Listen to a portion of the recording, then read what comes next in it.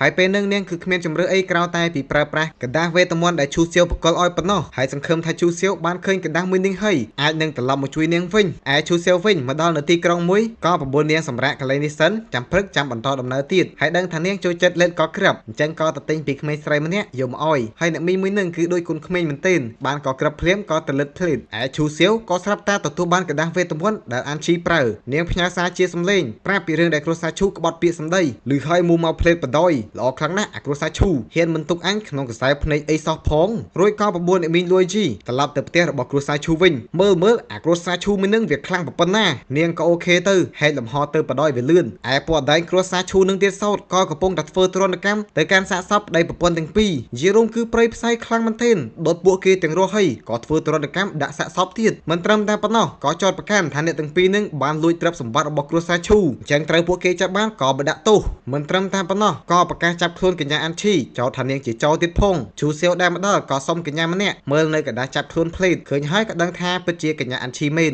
អញ្ចឹងសាកសពទាំងពីរនេះក៏ជាឪពុកម្ដាយរបស់នាងមិនខាននឹងហើយគេចំណោទបាននោះទេព្រោះសាកសពនឹងលឹងវល់អស់ហើយនឹងឯអ្នកមីងលួយជីក៏លើកឡើងបើសិនជាឈូសៀវអត់បានឲ្យគ្រួសារឈូដោះលែងពួកគេនោះទេពួកគេក៏ប្រហែលជាមិនត្រូវស្លាប់ដែរតែឈូសៀវអត់មានអារម្មណ៍រអៀលខ្លួនឬក៏បន្ទោសខ្លួនឯងឡើយតបទៅវិញយ៉ាងរំភើយថានេះជាជោគវាសនារបស់ពួកគេនាងបន្តអញ្ចឹងឯងចង់សងសឹកឲ្យពួកគេអត់ចម្លើយគឺមិនត្រឹមតែសងសឹកនោះទេគ្រួសារឈូពួកអថោទៀតទាំងអស់នេះដូចជាគ្មានហេតុផលអីដែលត្រូវនៅរស់ទៀតឡើយហ៊ានមកប្រហើនចំពោះមុខអញផងនាងក៏រំលឹកថាគ្រួសារឈូដូចជាមានតំណែងតំណងយ៉ាងជិតស្និទ្ធជាមួយប៉ាក់ថៃស៊ូអញ្ចឹងអត់បារម្ភខ្លាចចែកហួរបើឯងខឹងទេអីឯពួកអដែងគ្រួសារឈូទាំងពីរនាក់នេះវិញក៏កំពុងតែអង្គុយមើលដូចជាមានខ្វល់អីសោះបងប្រុសក៏លើកឡើងអាបងខ្ញុំដូចជាឮថាហូលីសានរបស់ប៉ាក់ថៃស៊ូនឹងចរិតបវាកាចណាពួកយើងធ្វើបែបនេះវាដូចជាណែតែអាប៉ែបងប្រុសអត់ខ្លាចទេនិយាយកាត់ថាឈូសៀវប្រកាសជាមិនហ៊ានមកវាបហាគ្រួសារឈូឡើយព្រោះថាអូនតាគ្រួសារឈូក៏ជាអ្នកបង្កើតប៉ាក់ថៃស៊ូដែរបើសិនជាវាហ៊ានអ្នកចិនខ្ពស់របស់ប៉ាក់ថៃស៊ូគឺនឹងមិនអនុញ្ញាតឡើយបែបនេះក៏នឹមគ្នាផឹកស្រាទៀតរងចាំតែកញ្ញាអាន់ឈីចូលអន្ទាក់ពួកគេនឹងទៅចាប់ខ្លួននាងភ្លាមព្រោះទាយថាកញ្ញាអាន់ឈីប្រកាសជាមិនអាចត្រឹមមើលនៅសាកសពឪពុកម្ដាយត្រូវគេធ្វើទរណកម្មចឹងឡើយអាប៉ែនោះក៏នៅតែបន្តវាសាកសពឯកញ្ញាអាន់ឈីក៏ពិតជាបន្លំខ្លួនមកមើលពិតមែនប៉ុន្តែបានត្រឹមតែយំប៉ុណ្ណោះមិនអាចធ្វើបានឡើយនឹងសម្រេចថាត្រូវតែរងចាំរយៈពេលកន្លះម៉ោងទៀតបើសិនជាឈូសៀវអត់បង្ហាញខ្លួននោះទ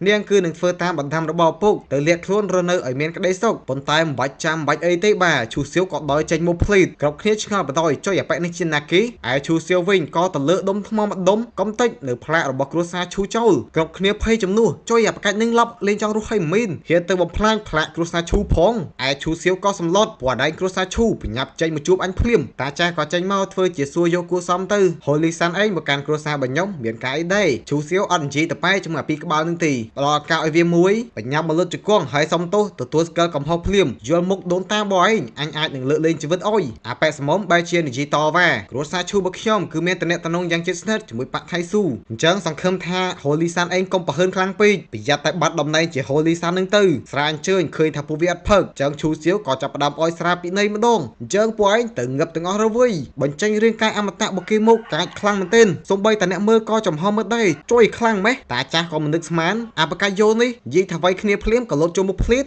ហើយអីក៏ឈាមរាវម៉េះអត់ឈោមើលឡើយបញ្ញាប់លោតចូលទៅដែរកណ្ដាប់ដៃទល់កណ្ដាប់ដៃលទ្ធផលខ្ទៀតស្រែកអឺអាប៉ែសមមវិញគឺខឹងឡើងជាអត់ចេញអ្នកផ្សេងទៀតគឺឡើងស្លើភ្នែកចុយដូនតារបស់គ្រួសារឈូស៊ីតែម្ដាយប៉ុណ្ណោះក៏ខ្ទៀតទៅហើយនេះមិនមែនជាធម្មពលរបស់ហូលីសានប៉ាក់ថៃស៊ូឯឈូសៀវវិញក៏លិនមាត់ទាំងមិននឹកស្មានគ្រួសារឈូពួកឯងបែរជាចេះវិជាគុណកណ្ដាប់ដៃអធិរាជតាចាស់ក៏តបមិនអោយចេះមិនបើវិជាគុណមួយនឹងគឺបន្សល់ទុកទៅដោយដូនតារបស់អញលឺហើយក៏ទាយដឹងបដ យចុយការពិតទៅវិជាគុណកណ្ដាប់ដៃអធិរាជមួយនេះមានប្រភពមកពីគ្រួសារឈូសងអាប៉ែសមមឆ្លៀវកាលោតមកវាឆ្មក់តែទៅអត់រួចទេឈូសៀវកិច្ចផុតដាក់ម្ដាយកណ្ដាប់ខ្នងអេស្ពៀកញ្ញាអាន់ឈីវិញក៏ចេញមកទម្លាយការពិតគ្រួសារឈូពួកអដែងឯងចង់ប្លន់យកផែនទីកំណប់ទ្រព្យរបស់ពុកម៉ែរបស់អញគឺបានប្រើវិធីសាស្ត្រថោកទាបបង្ខំពួកគេរហូតដល់ស្លាប់សំណាងព្រះជាម្ចាស់មានមេត្តាឲ្យខ្ញុំជួបជាមួយហូលីសានរបស់ប៉ាក់ថៃស៊ូមករកយុទ្ធធឿអុយអញ្ចឹងថ្ងៃអវសានរបស់ពួកអដែងឯងបន្តលេវើយនិយាយចប់ដាក់មួយជើងទៅកាន់អាប៉ែសមមងឹបបាត់បែបនេះធ្វើឲ្យកូនប្រុសរបស់វាខឹងសម្បាខ្លាំងមែនទែនលោតមួយយ៉ាងលឿនចាប់កញ្ញាអាន់ឈីធ្វើជាចំណាត់ខ្មាំងឈូសៀវគំរាមបល័យនាងភ្លាមឃើញវាអត់ព្រមខឹងសម្បាមែនទែនប្រងប្រើវិជាគុណ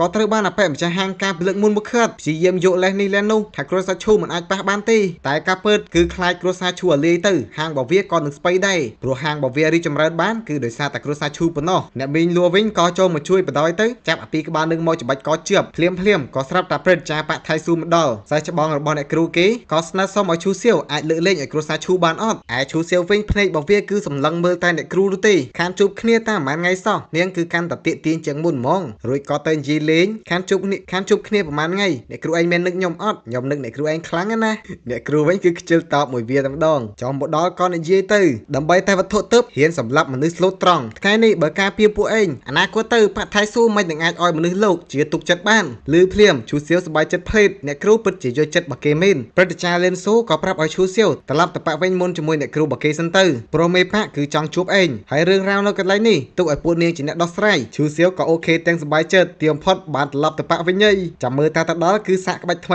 ីជាមួយអ្នកគ្រូហ្មងឯឈូសៀវមុននឹងចេញក៏ផ្ដែផ្ដាំពួកគេឲ្យទៅឆែកមើលអបិម្ចាស់ហាងក្រៃលោវាបន្លំកឹបលុយកឹបអុយចឹងណានឹងហើយអបកាច់នឹងនៅមិននៅមករំខានឈូសៀវអីណានិយាយចប់ក៏ដើរទៅជាមួយអ្នកគ្រូបាទអ្នកគ្រូវិញក៏ស្ដីឲ្យអាសេះចោមសៀតឯងបកបញ្ហារឿងថ្ងៃហ្មងវាក៏ទៅលឿងលោម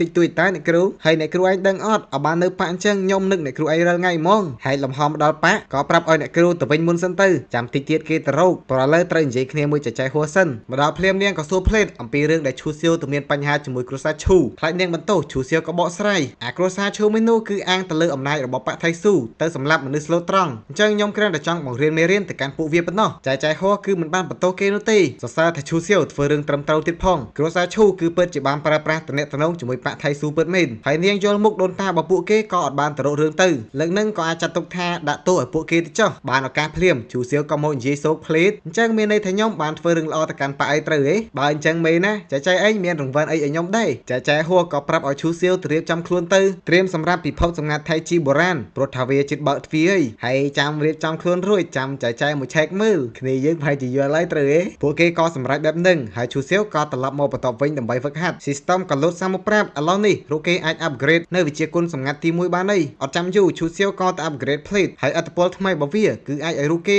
គ្រប់គ្រងពេលវេលាបានខ្លះហ្វឹកហាត់ចប់គេក៏ដល់ចេញមុខខាងក្រៅចែលួក៏សួរថាកំពុងតែហ្វឹកហាត់វិជាគុណអីបានជាអាចគ្រប់គ្រងនៅថាពលពេលវេលាបានស្របពេលយីក៏ដល់មកទទួលគេហើយឈូសៀវក៏សាកល្បងវិជាគុណថ្មីមើលទៅធ្វើឲ្យពេលវេលានៅកន្លែងមួយនឹងក៏បានឈប់ប៉ុន្តែក៏ឃើញថាមិនអាចបញ្ឈប់អ្នកខ្លាំងដូចជាចែលួបានឡើយនាងក៏ដើរមុខសរសើរថានេះជាធម្មពលដែលមានតែសេនខេងនោះទេទើបអាចគ្រប់គ្រងបានអូនឯងវិញមិនទាន់ដល់កម្រិតសេនផងក៏អាចគ្រប់គ្រងបាត់ទៅហើយចែគឺពិតជាចង់កាត់អូនឯងជាពីរដើម្បីស្រាវជ្រាវឲ្យអស់ហ្មងវាក៏សើចតែសមមិនចាំបាច់ដល់ថ្នាក់នឹងទេអីចែវាក៏ឆ្លៀតសួរយោបល់នាងមើលទៅវិជាគុណមួយនេះអាចគ្រប់គ្រងអ្នកខ្លាំងកម្រិត grade សេនបានអត់ឬហើយនាងក៏ចាប់ផ្ដើមគិតព្រោះថាវាក៏ជាលើកទី1ដែរដែលនាងបានជួបអ្នកដែលមានកម្រិតទាបអាចគ្រប់គ្រងនៅធម្មពលនឹងបានប៉ុន្តែបើតាមកម្លាំងធាតុដ៏ខ្លាំងរបស់គេគឺប្រហែលជាអាចប៉ុន្តែបើចង់ដឹងឲ្យច្បាស់អូនឯងគួរតែទៅសាកល្បងមួយអ្នកគ្រូដែលផ្ទាល់ទៅឈូសៀវក៏មានបំណងអញ្ចឹងដូចគ្នាដោយយកនៅយុទ្ធសាស្ត្រគេមកវិញពេលវេលាក៏ដល់ធម្មតារួចក៏ទៅសរសើរយីដែលនាងក៏បានលួចខ្ជិលនាងក៏តបថាមិនហ៊ានខ្ជិលទេ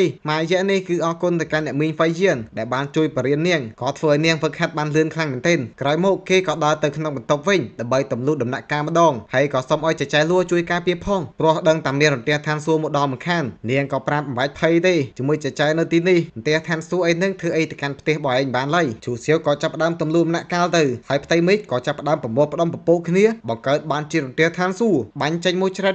ធ្វើឲ្យគ្រប់គ្នាចាប់អារម្មណ៍ទៅមើលភ្លេតដឹងថាប្រកាសជា Holy Sun កំពុងតែទម្លុះដំណាក់កាលទៀតមិនខានហើយតាមមើលគឺវាធំជាងការពិលឹកមុនទៀតអ្នកគ្រូវិញក៏ចេញមកមើលដូចគ្នាហើយដាក់សំណួរអាសេះចោលម៉ាស៊ីនមួយនេះហ្វឹកហាត់វិជាគុណអីមិនបានជាធម្មពលខ្លាំងបែបហ្នឹងម៉ាន់ទូក្រោយឈូសៀវក៏ទម្លុះទៅកាន់កម្រិតសេនបានសម្រេចហើយស្រីអវាស់ក៏បែកក្អោខ្ទេចអស់លីងចែលួឆ្ងល់ពេកក៏មកលួចមើលឈូសៀវក៏ធ្វើជាអៀនចែឯងអីក៏រោគចិត្តម៉េះសំបីតែខ្ញុំដែលជាមនុស្សរោគចិត្តណាក៏គិតថាចែឯងរោគចិត្តដែរតែចែនឹងអត់ខ្វល់ទេនៅតែបន្តដើរចូលតាមទៅវិញហើយនៅអៀនទៅអីទៀតបើចែឃើញនឹងខ្ទេចអស់ហើយនឹងនិយាយទៅគឺកាន់តែយ៉ាប់ហ្មងបាទហើយសួរនឹមនាងបដើក៏ពាក់កៅអៅបដើនឹងដឹងថាគេប្រើរយៈពេលដល់ទៅ6ថ្ងៃណោះដើម្បីទលូនដាក់កាល់បែបនេះវាក៏ប្រញាប់ទៅស្រេចហៅហ្វៃយៀនភ្លេតនាងមកដល់គឺដឹងទូនាទីក៏រាយការណ៍ប្រាប់ទៅថាបានទៅបញ្ជាឲ្យអ្នកបំរើមកសម្អាតកន្លែងនេះហើយត្រឹមតែកន្លះថ្ងៃគឺនឹងស្អាតដូចដើមឈឺសៀវគឺពេញចិត្តមួយនាងមែនទែនស័ក្តិសមជាប្រពន្ធក្នុងក្តីសម័យមិនបាច់និយាយអីក៏នាងដឹងថាត្រូវធ្វើមិនដែរហើយយាយបដើក៏ទៅចាប់នាងមកអបបដើធ្វើឲ្យហ្វៃយៀនអៀនឡើងមុខក្រហមលើកឡើងថាកុំដៃដល់ពេកចែលួកំពុងតែមើ